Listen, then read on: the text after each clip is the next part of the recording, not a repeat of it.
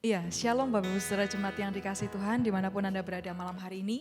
Saya rindu mengajak kita semua boleh siapkan hati, siapkan seluruh keberadaan kita.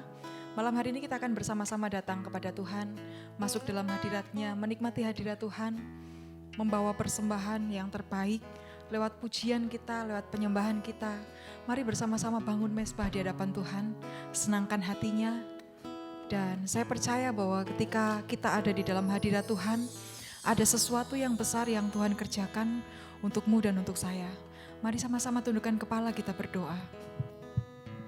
Bapa di dalam surga, kami bersyukur, kami berterima kasih untuk penyertaan Tuhan yang boleh kami terima sampai hari ini. Anugerah-Mu yang membuat kami hidup, anugerah-Mu yang memampukan kami untuk kami boleh bertahan, dan anugerah-Mu saja yang membuat kami masih tetap di dalam iman dan percaya kami.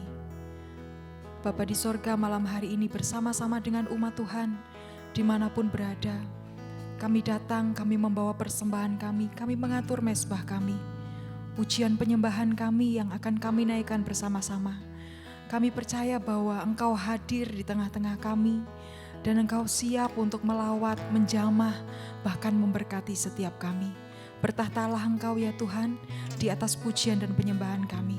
Di dalam nama Tuhan kami Yesus Kristus, mari umat yang mengasihi Tuhan, Engkau yang siap meninggikan Dia, sama-sama kita katakan, amin.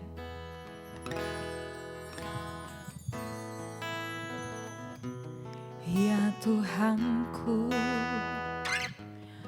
aku hendak bernyanyi bagimu selama aku hidup. Ya Allahku, aku hendak bermazmur bagimu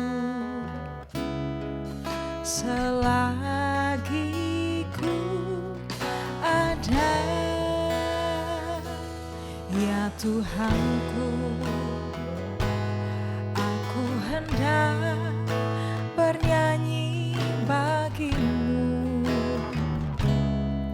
selama aku hidup. Ya Allahku, aku hendak bermazmur bagimu selagi ku ada. Inilah yang ku rindukan setiap waktu, nyanyian pujian dan pengagungan kepadamu.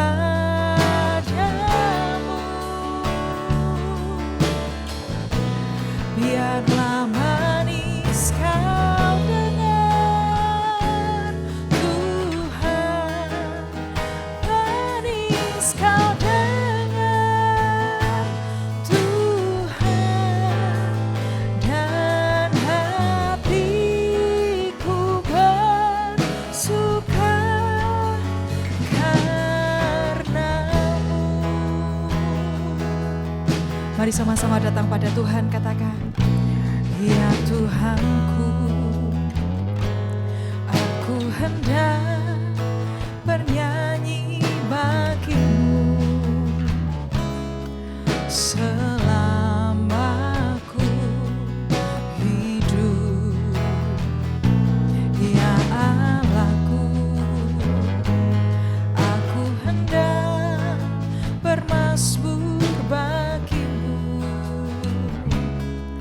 selagi ku ada. Inilah yang ku rindukan setiap waktu, nyanyian pujian dan pengagungan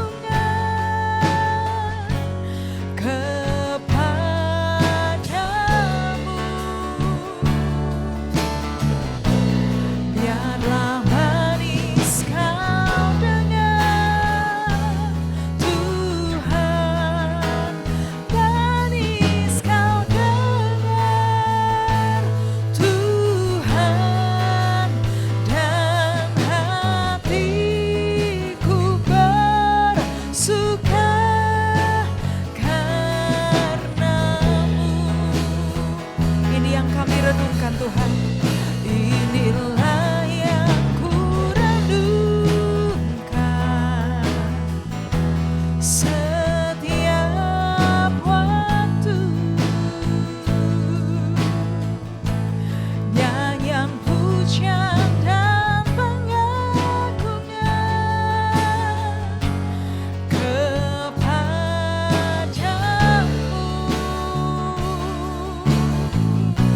biarlah manis kau dengar Tuhan, manis kau dengar Tuhan, dan hatiku bersuka karenamu.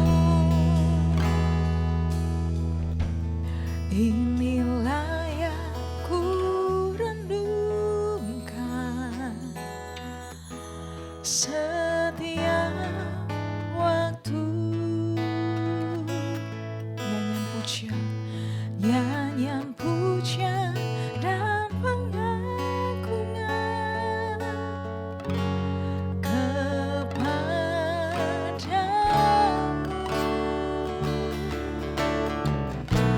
biarlah manis kau dengar Tuhan, manis kau dengar Tuhan, dan hatiku bersuka karenamu.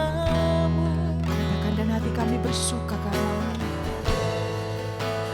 Dan hatiku bersuka, dan hatiku bersuka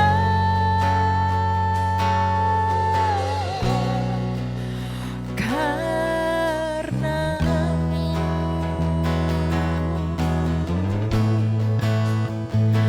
Hatiku bersuka, oh, karenamu Tuhan.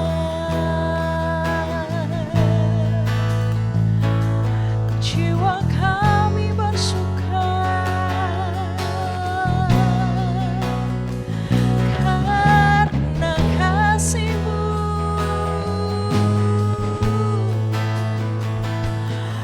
Anugerah-Mu nyata di dalamku.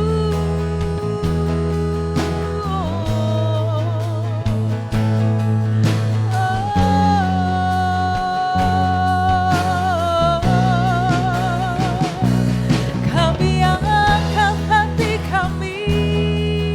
kami bawa hidup kami, naikkan syukur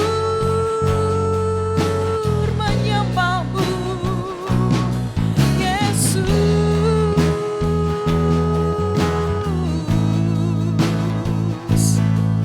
Haleluya. Biar hati kami bersuka karena kebaikan-Mu, karena kasih-Mu yang menyelamatkan. Haleluya.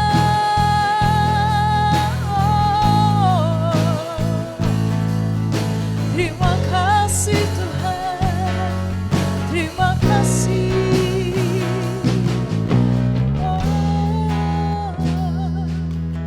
Hatiku bersyukur, jiwaku bersuka, mulutku menyanyi, memuji-Mu Tuhan, meninggikan Kau Yesus.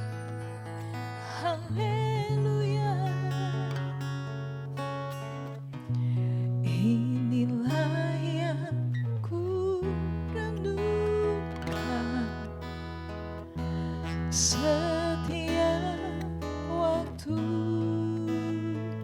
Bawa pujian-Mu malam hari ini, nyanyian pujian dan pengagungan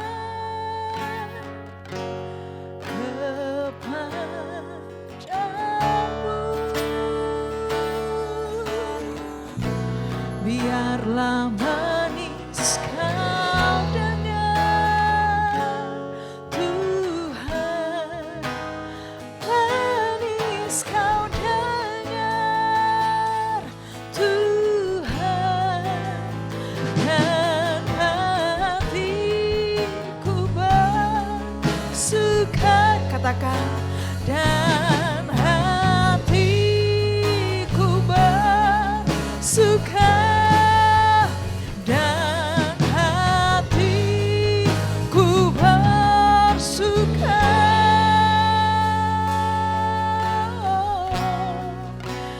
karena-Mu.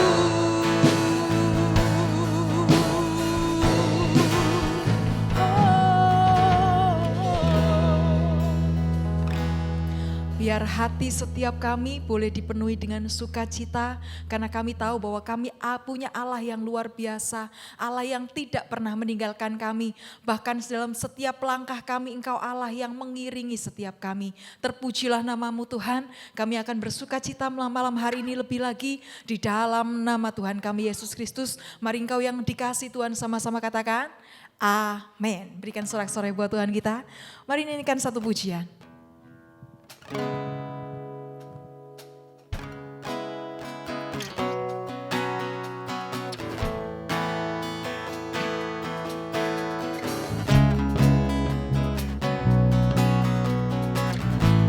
Sama-sama kami nyanyikan.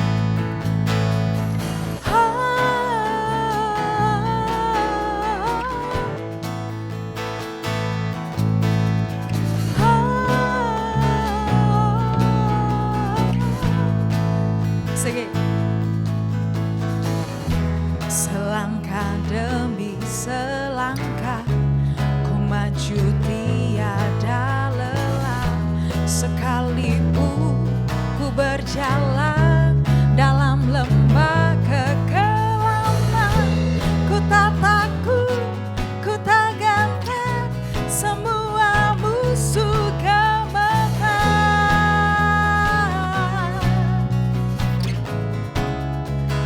Sama-sama nyanyikan. Imanku tak perlu besar, cukup sebutir pun dahsyat, karena Dia yang bekerja, bukanlah kuat gagahku. Ku tak takut, ku tak gentar, semua musuh gemetar. Katakan, semua musuh gemetar. Nyanyi sama-sama kami, katakan, Yesus, Yesus Tuhan, Engkau yang selalu bekerja dalam hidupku dan telah menjadi kuatku. Sekarang aku selalu kan meninggikan-Mu, kesetiaan-Mu besar di dalam.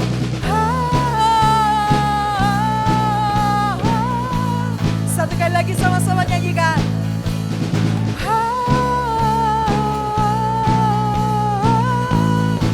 Selangkah demi selangkah, selangkah demi selangkah, ku maju tiada lelah, sekalipun ku berjalan dalam lembah kekelaman, ku tak takut, ku tak gentar, semua musuh gemetar. Imanku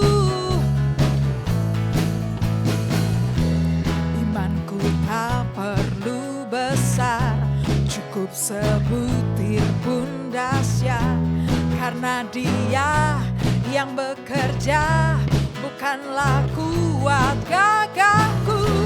Ku tak takut, ku tak gentar, semua musuh gemetar. Semua musuh gemetar. Sama-sama angkat suara memanggil Dia Yesus, Yesus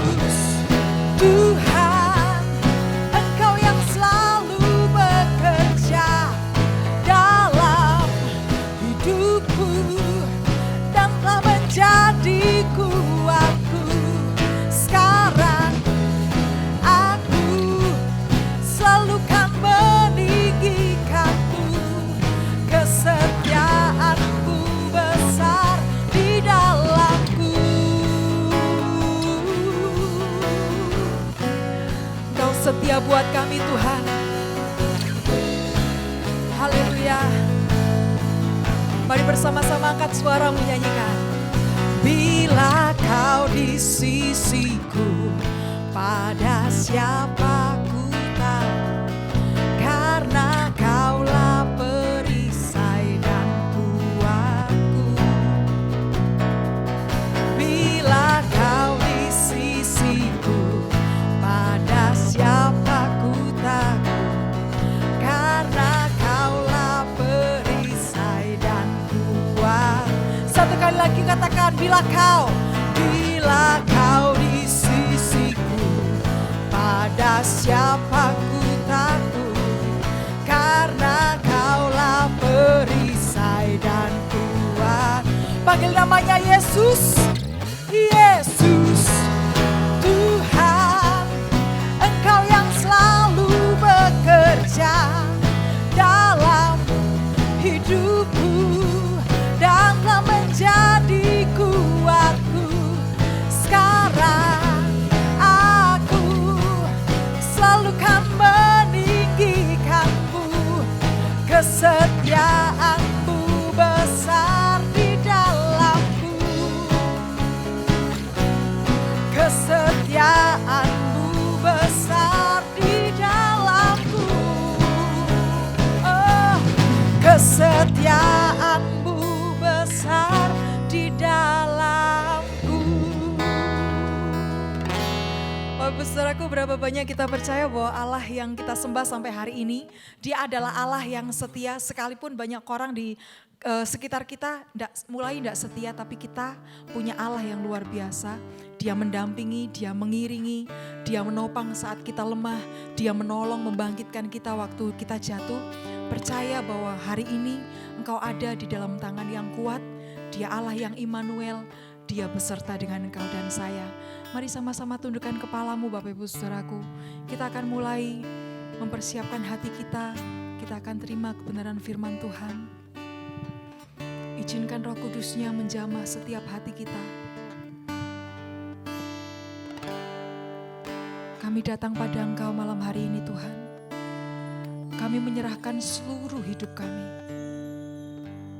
Membawanya di bawah kaki Tuhan. Kami tahu bahwa Allah yang kami sembah, tangannya kuat dan penuh dengan kuasa. Itu sebabnya setiap kami malam hari ini datang dengan membawa penyerahan diri.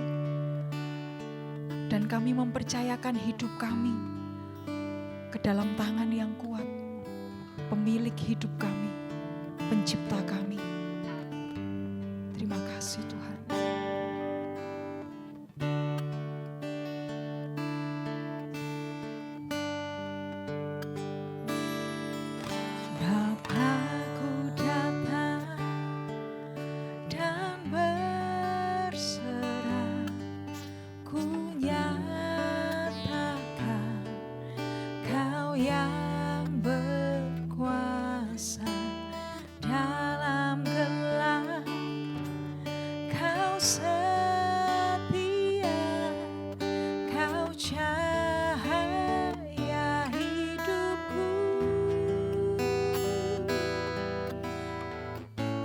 Bersama Kau kuatkan aku bertahan, Kau harapan dalam kesesakan, Kau buktikan kesetiaanmu Tuhan, Engkau Allah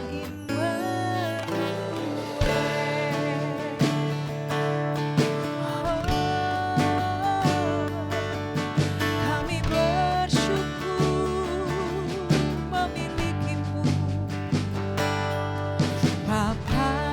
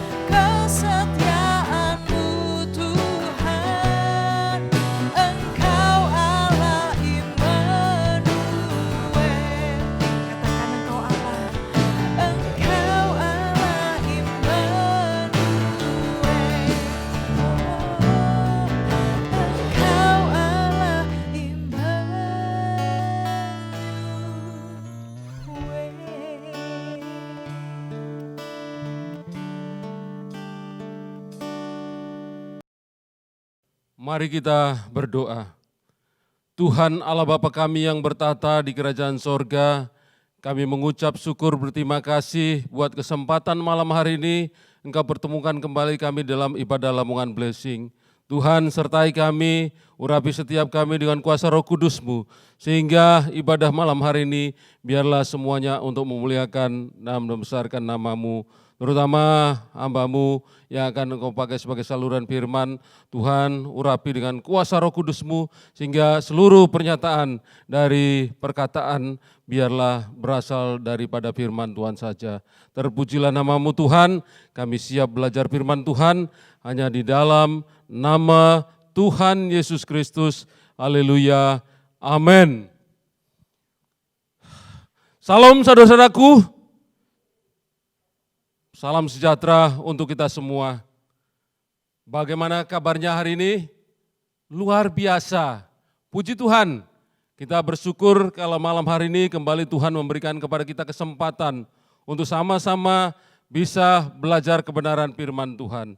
Untuk itu kita akan masuk ke dalam pemberitaan firman Tuhan dan siapkan hati dan pikiran kita. Saudaraku yang dikasihi oleh Tuhan Yesus Kristus, dalam kehidupan ini ada dua hal yang mau tidak mau, suka atau tidak suka, kita harus hadapi dan kita harus dengan senang hati menerima kedua hal tersebut. Dan tidak ada pun seorang boleh berkata bahwa saya hanya mau satu hal, tidak mau hal yang lain. Tidak boleh dan tidak bisa. Semuanya datang secara silih berganti. Adapun hal yang akan kita pelajari malam hari tentang dua hal itu, kita akan belajar dari kitab Filipi pasal 1 ayat yang ke-21. Kitab Filipi pasal 1 ayat yang ke-21. Demikian firman Tuhan. Karena bagiku hidup adalah Kristus dan mati adalah keuntungan. Saya bacakan sekali lagi. Karena bagiku hidup adalah Kristus dan mati adalah keuntungan. Saudaraku yang dikasihi oleh Tuhan Yesus Kristus, pernyataan Rasul Paulus ini atau tulisan Rasul Paulus ini gampang untuk kita hafal dan kita bisa dengan mudah di luar kepala bisa mengulanginya secara berturut-turut atau berganti-gantian dengan catatan bahwa apa yang ditulis oleh Rasul Paulus ini seolah-olah menurut kita adalah suatu hal yang gampang. Tetapi kalau mau jujur, saya pun berani berkata bahwa saya setuju ayat ini gampang untuk diucapkan, tetapi untuk melakukannya kita harus berpikir terlebih dahulu. Benar-benar gampang tah atau kita bisa melakukannya atau tidak, itu masih menjadi pertanyaan. Karena itu malam hari ini firman Tuhan saya bagi dalam dua bagian. Yang pertama yaitu tentang karena bagiku hidup adalah Kristus. Saudaraku yang dikasihi oleh Tuhan Yesus Kristus, pernyataan Rasul Paulus ini menggugah saya, mengingatkan kepada saya, kenapa Rasul Paulus berani berkata, karena bagiku hidup adalah Kristus. Setelah saya membuka-buka kitab Alkitab kita ini, ternyata saya menemukan ada beberapa jawaban yang malam hari ini kita akan belajar. Dari bagian yang pertama, karena bagiku hidup adalah Kristus. Yang pertama, bahwa Rasul Paulus mengalami perjumpaan pribadi dengan Tuhan Yesus. Ternyata kenapa Rasul Paulus berani berkata, karena bagiku hidup adalah Kristus, ternyata ketika dia sudah berjumpa secara pribadi dengan Yesus. Berjumpa pribadi dengan Yesus, tentunya bagi kita masing-masing pribadi ini ada cara, waktu, dan tempat yang berlain-lainan. Dalam arti Pengenalan kita akan Kristus masing-masing berbeda. Secara pribadi, pengenalan saya akan Kristus ketika saya mengalami situasi yang secara manusia tidak disukai atau tidak menyenangkan, sehingga saya ada dalam suatu situasi dalam penjara dan divonis oleh hakim untuk dikeluarkan dari dinas kemiliteran. Itu menurut saya bahwa pengenalan pribadi dengan Yesus justru saya ada dalam penjara. Bapak Ibu yang kasih dalam nama Tuhan Yesus Kristus, pengalaman atau pengenalan Rasul Paulus dengan Yesus ini tertulis di dalam Kisah Rasul pasal yang ke-9 ayat pertama sampai 5, tetapi kita fokus pada ayat 4 dan 5. Ketika Paulus waktu itu masih bernama Saulus menemukan pertobatan, bertemu secara pribadi dengan Tuhan Yesus. Ayat yang ke-4 dan 5 dari Kisah Rasul pasal 9 ayat yang ke-4 berkata demikian. Ia rebah ke tanah dan kedengaranlah olehnya suatu suara yang berkata kepadanya, Saulus, Saulus, mengapakah engkau menganiaya aku? Ayat yang ke-5 berkata, jawab Saulus, siapakah engkau Tuhan? Katanya, akulah Yesus yang kau aniaya itu. Jadi Rasul Paulus berani berkata bahwa karena bagiku hidup adalah Kristus, karena dia sudah mengalami perjumpaan secara pribadi dengan Yesus. Sehingga ketika dia mengalami perjumpaan pribadi dengan Yesus, perubahan hidupnya terjadi. Yang tadinya di awal dari Kisah Rasul pasal 9 ini dia akan menganiaya jemaat-jemaat yang sudah percaya kepada Kristus. Yang tadinya dia ingin membunuh orang-orang yang pengikut Kristus dan ingin memasukkan mereka ke dalam penjara. Tetapi ketika berjumpa dengan Yesus secara pribadi, hidupnya diubahkan berbalik 180 derajat. Yang tadinya jadi ingin menganiaya, tetapi dia bertobat. Inilah hal yang pertama ketika Rasul Paulus berkata bahwa karena bagiku hidup adalah Kristus. Nampak daripada pernyataan yang pertama ketika dia mengenal pribadi Yesus secara pribadi. Untuk itu saya menghimbau kepada kita semua yang ada malam hari ini dan mendengarkan firman Tuhan ini, pastikan diri kita sudah mengenal secara pribadi Tuhan Yesus atau belum. Karena kalau kita tidak mengenal Tuhan Yesus secara pribadi, kita tidak akan bisa berkata seperti Rasul Paulus, karena bagiku hidup adalah Kristus. Kita bisa lihat, ternyata pernyataan Rasul Paulus ini saya katakan tadi, banyak orang-orang Kristen, bahkan yang sudah melayani menjadi hamba Tuhan sekalipun, pada akhirnya karena tidak bisa bertahan di dalam pernyataan yang seperti dikatakan Rasul Paulus, karena bagiku hidup adalah Kristus, akhirnya jatuh, akhirnya keluar dari pelayanan, bahkan ada yang meninggalkan menjadi pengikut-pengikut yang lain. Karena itu pastikan dan mari introspeksi diri kita, apakah kita sudah betul-betul mengalami perjumpaan dengan Yesus. Karena kalau kita sudah mengalami perjumpaan dengan Yesus, bahwa kita pun akan berani bersaksi buat semua orang, di mana saja pun kita berada. Di Kisah Rasul pasal yang ke-22 ayat 7, ketika Saulus atau Rasul Paulus ditangkap, dia tetap berani menyatakan bahwa Kristus itu adalah Tuhan. Kristus itulah jalan satu-satunya yang membawa orang bisa sampai ke surga. Dan Kisah Rasul 22 ini berkata demikian.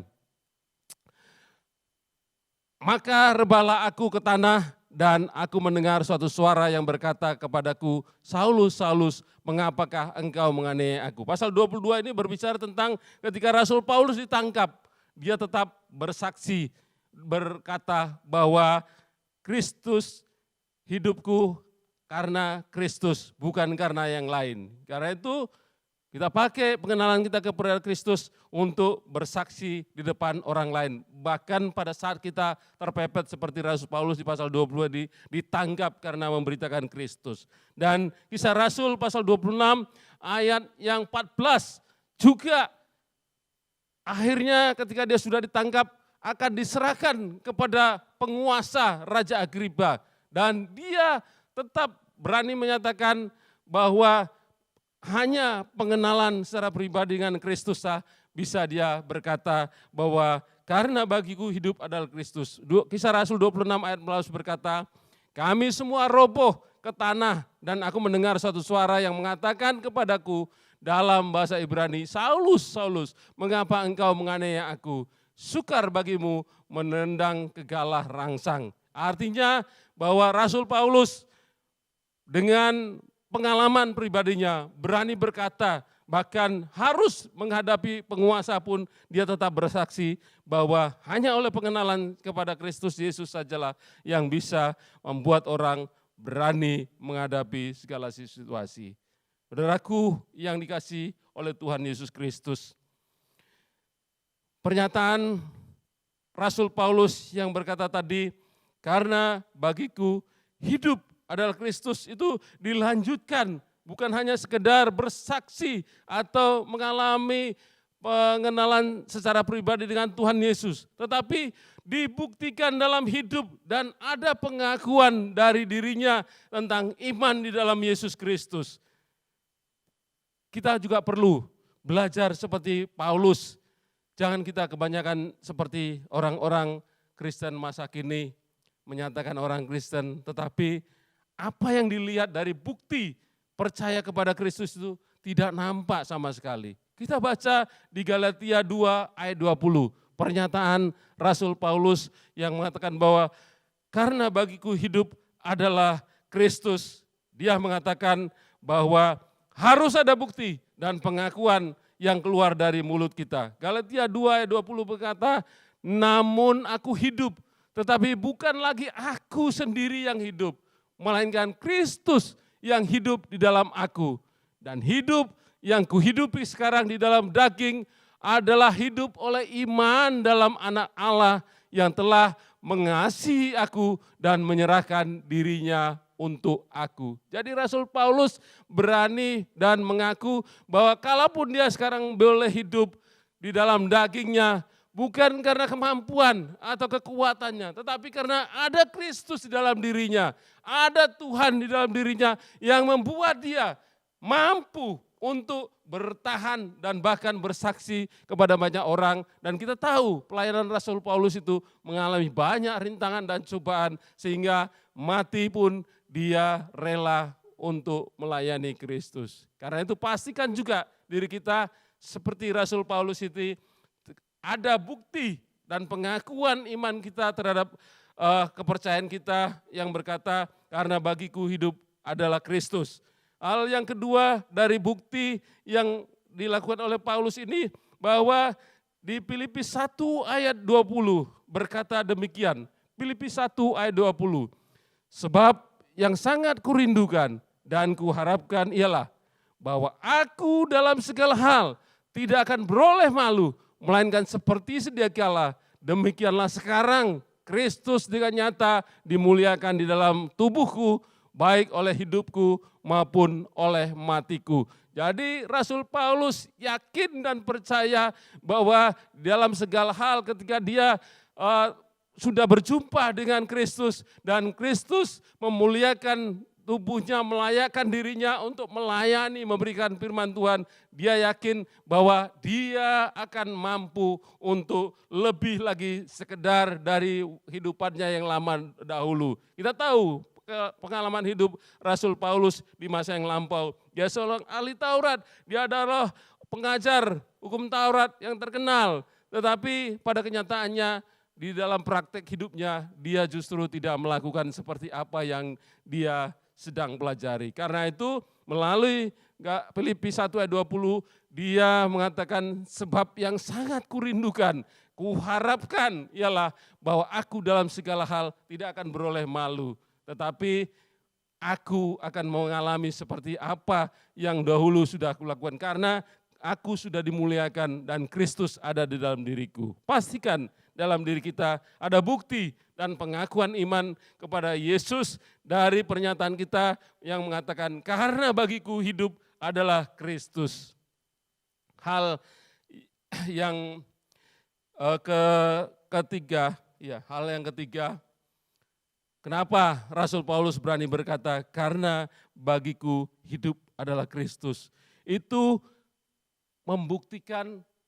untuk membuktikannya perlu komitmen. Ternyata untuk bisa berkata karena bagiku hidup adalah Kristus, itu membutuhkan komitmen yang kuat, komitmen yang teguh, yang tidak tergoncangkan. Karena di luar sana ketika kita mengalami hidup ini banyak tantangan dan persoalan yang kita akan hadapi. Karena itu tetap komitmen, pelihara komitmen yang kuat sehingga kita mampu untuk melakukan sesuai dengan apa yang Tuhan kehendaki dalam diri kita.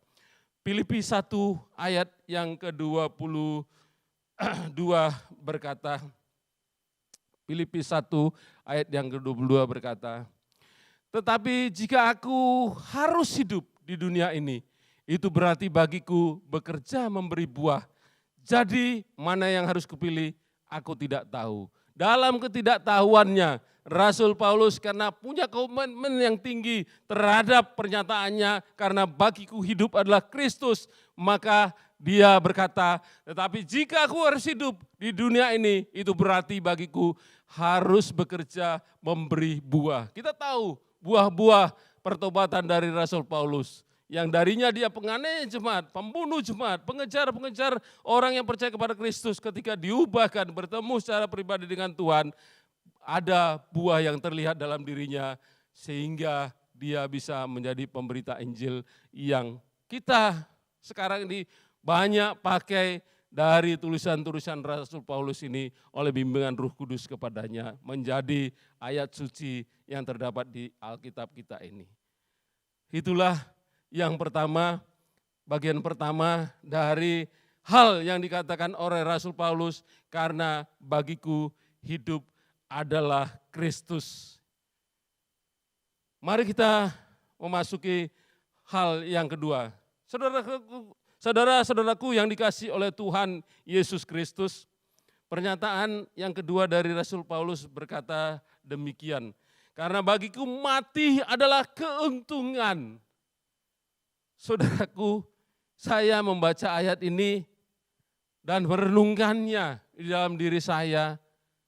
Jika seorang berkata, karena bagiku mati adalah keuntungan, ini kita perlu bertanya.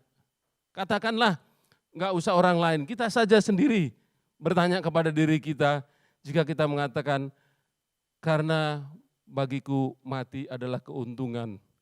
Sudah paskah atau sudah siapkah kita dengan pernyataan hal seperti ini? Karena ketika kita betul-betul mati secara tubuh, berarti kita tidak bisa berbuat apa-apa lagi.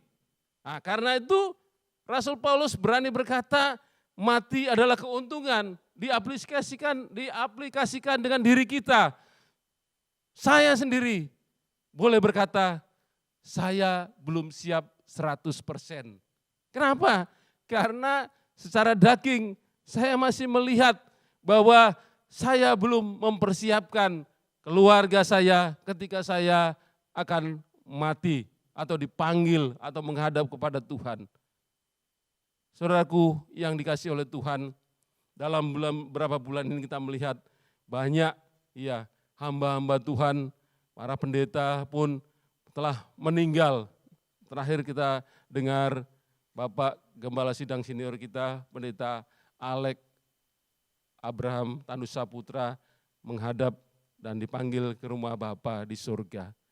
Pertanyaannya, ketika itu terjadi kepada kita, betul-betulkah kita sudah siap? Betul-betulkah kita sudah siap untuk meninggalkan semuanya?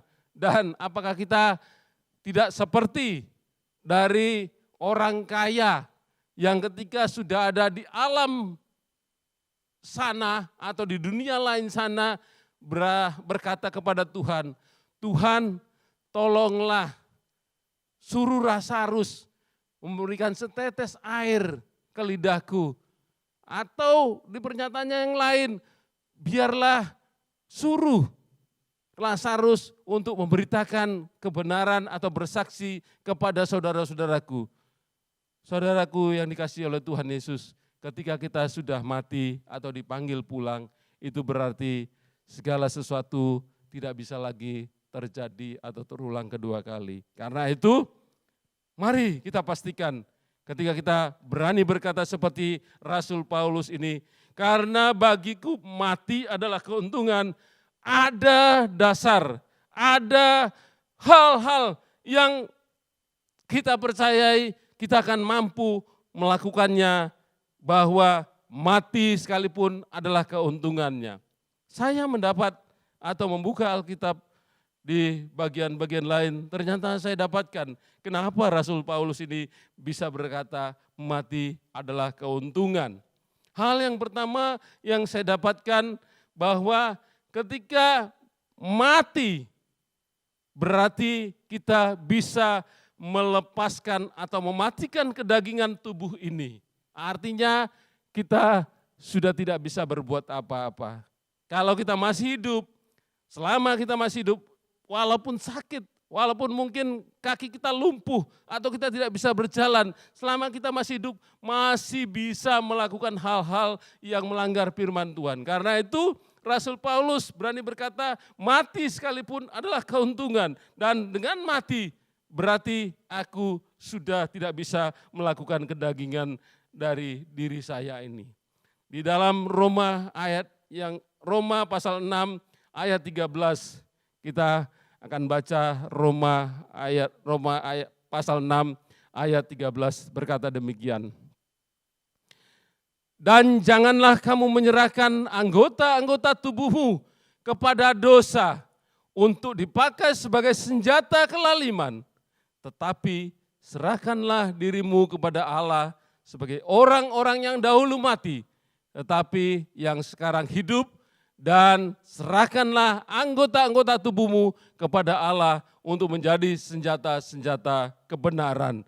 Jadi dengan mati sehingga tidak bisa berbuat hal-hal kedagingan, Rasul Paulus bersyukur bahwa sekalipun mungkin dia harus mati, dia sudah berhenti dari berbuat dosa. Makanya dikatakan janganlah kita menyerahkan tubuh kita kepada dosa untuk dipakai sebagai senjata kelaliman. Karena selama masih kita hidup, seperti saya yang katakan tadi, walaupun kita mungkin lumpuh, walaupun kita sudah hidupnya terbaring, masih bisa berbuat dosa, masih bisa melakukan hal-hal jahat sekalipun tidak secara langsung.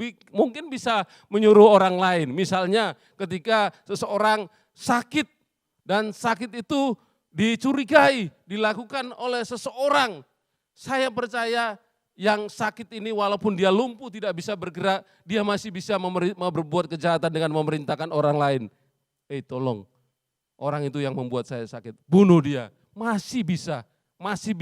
Karena itu janganlah kamu menyerahkan anggota-anggota tubuhmu kepada dosa untuk dipergunakan sebagai senjata kelaliman, dengan berarti supaya itu tidak bisa terjadi, kita harus mati secara daging. Jadi kematian kedagingan itu adalah sesuatu yang harus kita lakukan supaya kita bisa memperoleh seperti apa yang Rasul Paulus, mati adalah keuntungan. Tanpa kita menyerahkan tubuh kita, meninggalkan kedagingan kita, kita tetap masih bisa melakukan dosa dan kita tidak bisa dipakai oleh Tuhan untuk melakukan dipakai untuk sebagai senjata kebenaran. Hal yang kedua, ketika Rasul Paulus menyatakan bahwa mati, karena bagiku mati adalah keuntungan. Ternyata Rasul Paulus menyadari dan Rasul Paulus tahu bahwa perlu juga kita melakukan sesuatu, yaitu mematikan daging kita ini berarti kita harus berhenti berbuat dosa. berhenti berbuat dosa. Dengan mati adalah keuntungan, dengan cara kita berhenti berbuat dosa. 1 Petrus 4 ayat 1 Rasul Paulus berkata demikian. Jadi karena Kristus telah menderita penderitaan badani, kamu pun harus juga mempersenjatai dirimu dengan pikiran yang demikian. Karena barang siapa telah menderita penderitaan badani, ia telah berhenti berbuat dosa. Jadi Rasul Paulus berani berkata mati adalah keuntungan. Ternyata dia tahu bahwa kita harus berhenti berbuat dosa. Tapi untuk berhenti berbuat dosa itu kita akan mengalami penderitaan badani. Sama seperti Yesus yang adalah Allah. Dia juga harus mengalami penderitaan badani. Sekalipun dia tidak berbuat dosa, sekalipun dia tidak berbuat salah. Beda dengan kita, mungkin kita masih ada salah kepada orang lain. Dan kalau kita mengalami hal-hal yang tidak baik akibat perbuatan dan dosa-dosa kita itu masih wajar. Tetapi Yesus Kristus tetap harus mengalami penderitaan badani dan menerima konsekuensi dari penderitaan badan ini, bahkan harus mati di kayu salib. Itu bukan sesuatu yang biasa-biasa, tetapi ada sesuatu yang ingin Tuhan nyatakan kepada kita, bahwa kita harus berusaha untuk berhenti berbuat dosa, walaupun kita harus mengalami penderitaan. Karena terus terang aja, untuk berhenti berbuat dosa bukan perkara yang mudah, saudaraku. Iya, karena dalam kehidupan kita ini hal dosa ini nampaknya, dan apabila kita melihat situasi yang terjadi di sekitar kita ini, masalah dosa itu seperti wajar saja atau umum dan sudah biasa. Misalnya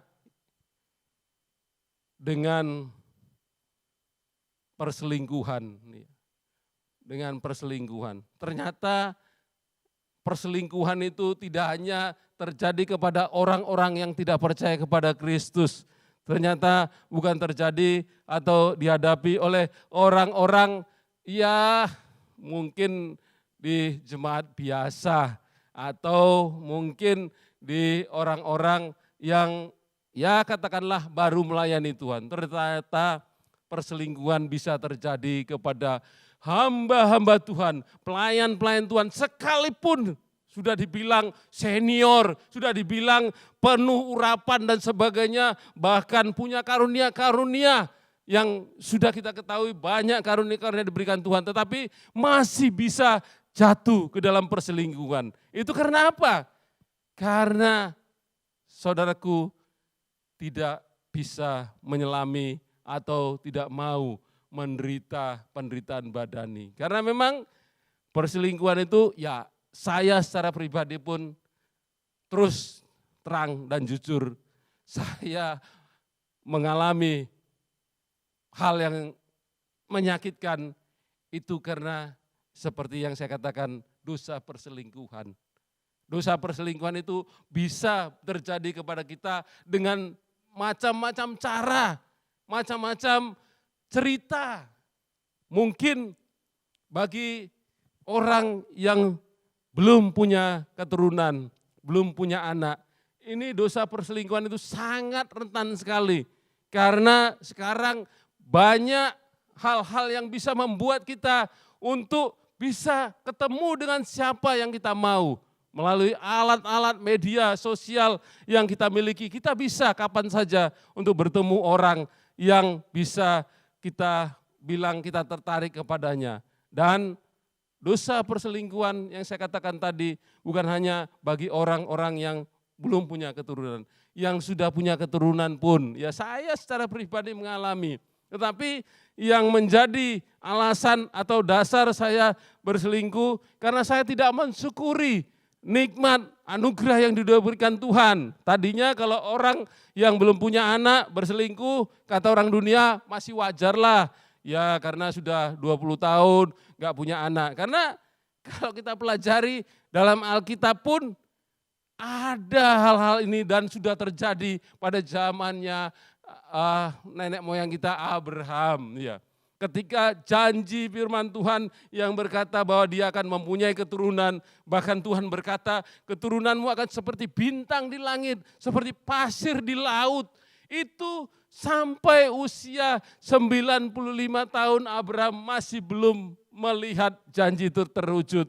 Timbullah, tergeteklah hatinya, bukan saya percaya karena bukan dia, tetapi karena istrinya yang menyadari keterbatasannya dan ketidakmampuannya dan kurang mengimani janji Tuhan bahwa dia juga akan melalui dialah keturunan yang dijanjikan Tuhan untuk Abraham menjadi seperti bintang di langit dan seperti pasir di laut. Tetapi karena ketidakteguhan imannya sehingga secara manusia kita bisa berkata ya wajarlah Sarah menyadari kelemahannya, keterbatasannya, sehingga dia akhirnya menawarkan Hagar yang adalah budaknya menjadi istri Abraham. Dan kita tahu ketika hal itu terjadi, maka sampai saat ini peristiwa inilah yang membuat mengapa antara keturunan Ishak dan Ismail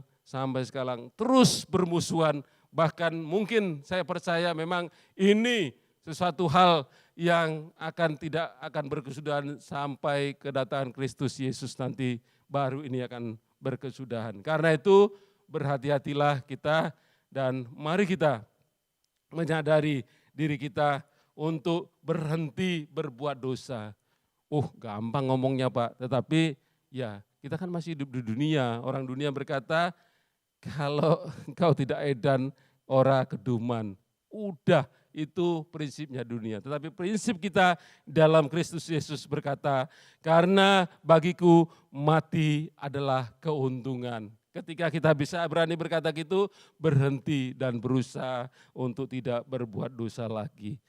Hal yang ketiga, ketika Rasul Paulus berani berkata bahwa mati adalah keuntungan, ternyata dia sadar bahwa hanya itulah satu-satunya yang harus dipertahankan.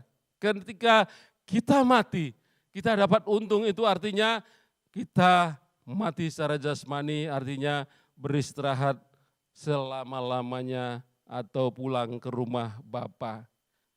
Pulang ke rumah Bapa itulah jalan satu-satunya untuk bisa mengakhiri hidup dalam dosa dan meninggalkan semua apa yang ada di dunia ini.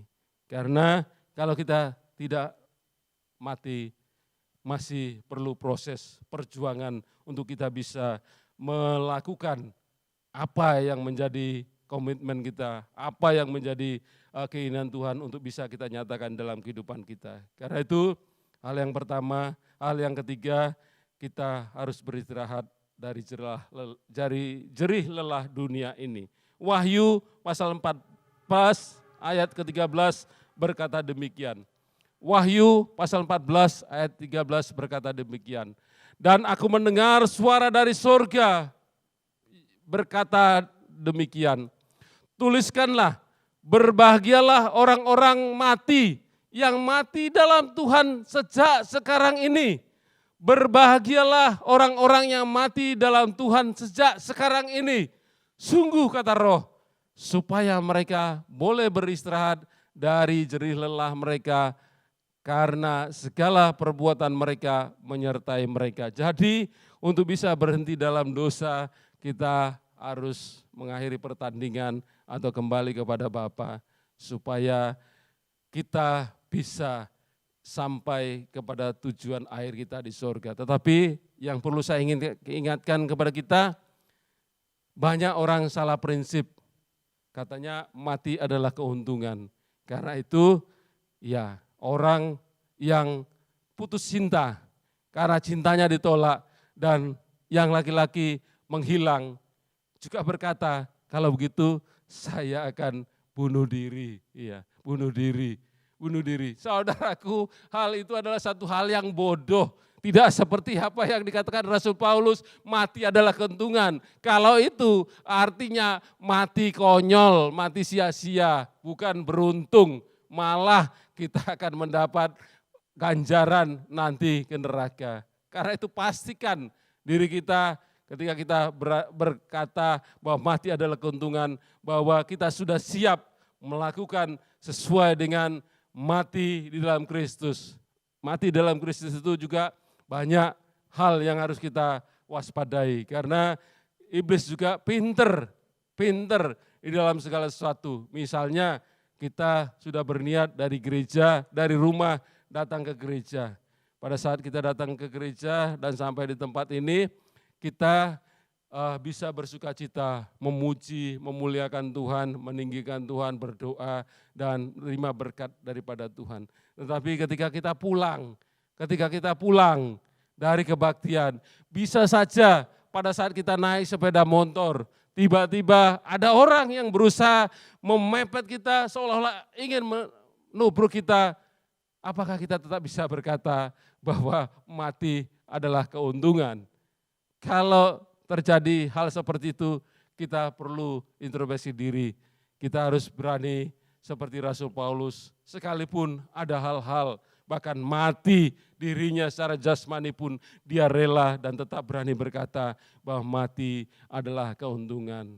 Karena itu, saudaraku yang dikasihi oleh Tuhan Yesus Kristus, mari kita sekali lagi di saat-saat seperti ini kita belajar menemukan siapakah diri kita dan apa yang sudah kerjakan. Mungkin kita hanya seperti jemaat biasa, tidak menjadi soal. Karena di dalam Tuhan tidak besok ditanyakan bahwa apakah kamu sebagai pendeta atau kamu sebagai pelayan Tuhan atau kamu sebagai jemaat biasa. Tuhan sudah tahu kok. Karena dalam kitab kehidupan semuanya sudah nampak dan jelas. Kita enggak usah mengaku-ngaku, aku dulu pelayan Tuhan. Bukankah Matius 7 ayat 21 sampai 23 sangat jelas sekali berkata bahwa pada akhir zaman akan ada orang berkata, Tuhan, Tuhan, bukankah aku telah berseru, bernubuat, menyembuhkan orang demi namamu, dan aku melakukan apa yang engkau suruh kepadaku? Tetapi pada akhirnya di ayat 23 Tuhan berkata, nyala kamu, aku tidak mengenal engkau, hai pembuat kejahatan. Wow, kalau ini terjadi kepada diri kita, betulkah pernyataan kita bahwa mati kita tadi itu adalah keuntungan? Ternyata kalau hal seperti ini terjadi, itu suatu hal yang penderitaan yang tidak akan bisa kita sesali dan tidak akan ada waktunya lagi kita untuk bertobat. Karena ketika pintu sudah ditutup, tidak ada seorang pun yang bisa membuka. Dan karena itu saya mengajak kepada kita kembali belajar dengan benar dari kebenaran firman Tuhan malam hari ini yang sudah kita pelajari, hidup dan mati untuk Kristus. Hidup dan mati untuk Kristus, dengan kita berani berkata, karena bagiku hidup adalah Kristus dan mati adalah keuntungan. Dengan melakukan hal-hal yang sudah saya gambarkan tadi, yang pertama kita harus bisa mengenal secara pribadi, bertemu dengan Tuhan Yesus secara pribadi, dan membuktikan dan menunjukkan pengakuan iman kita kepada Kristus. Dan harus ada komitmen yang teguh supaya kita bisa mempertahankan apa yang sudah kita nyatakan. Dan hal yang selanjutnya kita bisa untuk mengatakan bahwa ketika kita berani berkata bahwa mati adalah keuntungan, kita harus mematikan kedagingan atau keinginan tubuh kita ini. Dan yang kedua, kita harus berhenti berbuat dosa. Dan yang ketiga, beristirahat dari jerih lelah kita di dunia ini. Karena itu, biarlah melalui kebenaran firman Tuhan malam hari ini menjadikan kita semakin mengenal diri kita dan menyadari bahwa panggilan dan pilihan Tuhan kepada kita itu bukanlah sesuatu yang biasa-biasa, tetapi ada rencana Tuhan buat diri kita, ada maksud Tuhan. Karena itu kerjakan keselamatan yang sudah diberikan kepada kita itu, anugerah yang sudah diberikan Tuhan itu dengan betul-betul sesuai dengan apa yang sudah kita pelajari malam hari ini. Rasul Paulus berkata sekali lagi, karena bagiku hidup adalah Kristus dan mati adalah keuntungan. tergenapi di dalam kehidupan kita pribadi, lepas pribadi. Kiranya melalui renungan Tuhan ini, Tuhan Yesus memberkati kita. Amin. Kita berdoa. Bapa, terima kasih buat kebenaran firman yang sudah kami belajar malam hari ini. Biarlah melalui firman yang datang malam hari ini meneguhkan kami untuk semakin giat untuk melakukan pekerjaan-pekerjaan Tuhan, tugas dan tanggung jawab yang sudah Tuhan berikan kepada kami lakukan dengan sempurna sehingga kami tidak bersalah di dalam Tuhan. Terima kasih Allahku, terima kasih hamba-Mu terbatas dalam menyampaikan kebenaran firman Tuhan. Allah Roh Kudus, nyatakan firman-Mu kepada setiap kami lebih lagi dan lebih lagi sehingga kami bisa berhadapan muka dengan muka pada saatnya di dalam kerajaan surga dengan Engkau Bapa. Terima kasih Tuhan, di dalam nama Tuhan Yesus Kristus kami berdoa, kami mengucap syukur. Haleluya, amin. Kita akan mengakhiri ibadah Lamongan Blessing kita malam hari ini Bapak Ibu Saudaraku. Saya percaya bahwa setiap kita diberkati oleh firman Tuhan. Satu kali lagi mari kita datang pada Tuhan dengan penuh ucapan syukur. Sampai hari ini Dia masih memberkati kita, artinya untuk hari-hari ke depan Allah yang sama, Tuhan yang sama, Dia menjamin hidupmu dan hidupku. Dia pasti akan terus dan tetap memberkatimu dan memberkatiku. Haleluya, sama-sama datang pada Tuhan. Kau tunjukkan kasih setiamu, Kau menyediakan yang ku perlu, Kau setia,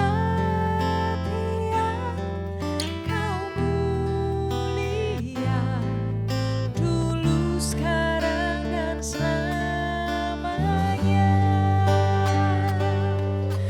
Kau tunjukkan kasih setiamu, Kau menyediakan yang ku perlu, Kau setia, Kau mulia, Bapa Kau setia. Lagi kita katakan, Kau tunjukkan kasih setiamu, Kau menyediakan yang ku perlu, Kau setia,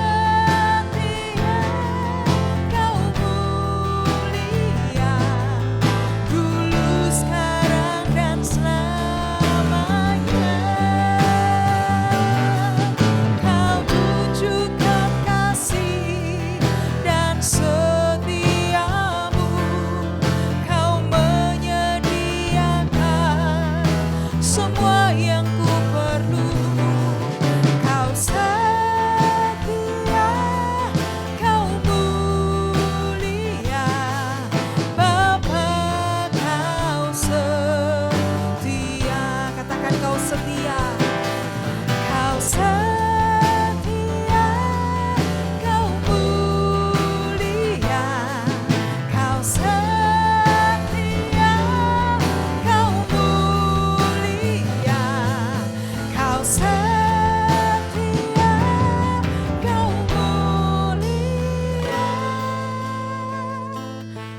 Bapa Kau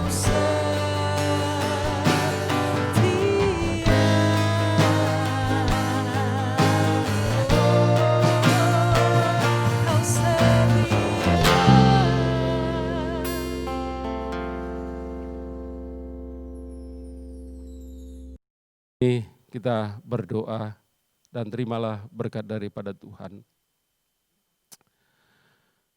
Inilah ibadah kami Tuhan, kami percaya apa yang sudah kami lakukan memuliakan, meninggikan nama Tuhan. Firman-Mu biarlah itu tertanam, bertumbuh dan bisa kami lakukan dalam kehidupan kami.